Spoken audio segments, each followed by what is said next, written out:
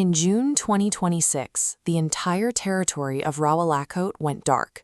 The internet lines were severed, and media access was cut off from the outside world.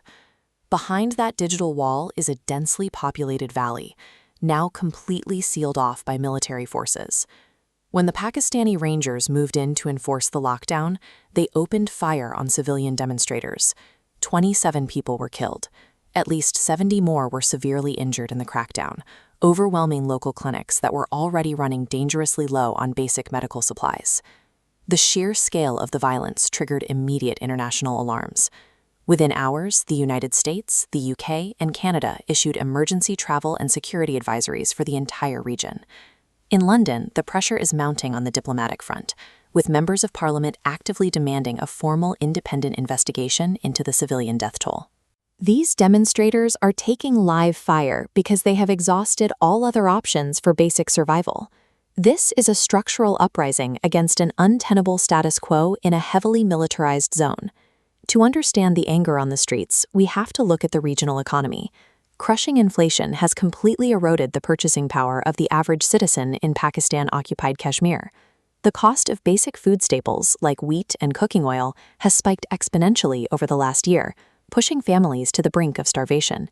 The most immediate catalyst for the unrest is the electricity crisis.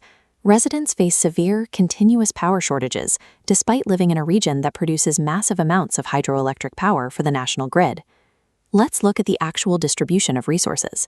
Massive amounts of hydroelectric energy are extracted from rivers in this region and piped directly into Pakistan's national grid. In return, a tiny fraction is routed back to local residential nodes. Despite receiving barely any power, locals are being hit with exorbitant utility bills. Over the last 12 months, costs have trended sharply upward. When a state prices a population out of food, while simultaneously charging them extreme rates for electricity they aren't receiving, it leaves them with no alternative path except for resistance. That resistance organized itself into the Joint Awami Action Committee, or JAAC. This grassroots coalition formed specifically to address decades of government neglect. Initially, their demands were entirely economic. The JAAC wanted simple concessions, subsidies on wheat flour, and relief from the crippling electricity tariffs. When those pleas were ignored, the demands became political.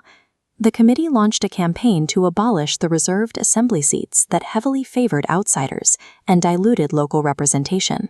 Instead of negotiating on utility prices or political representation, the Pakistani government officially designated the JAAC as an illegal organization and banned it entirely. Under the command of military figures like General Asim Monir, the state strategy shifted. Diplomacy was abandoned in favor of direct kinetic force. Heavily armed rangers were deployed straight into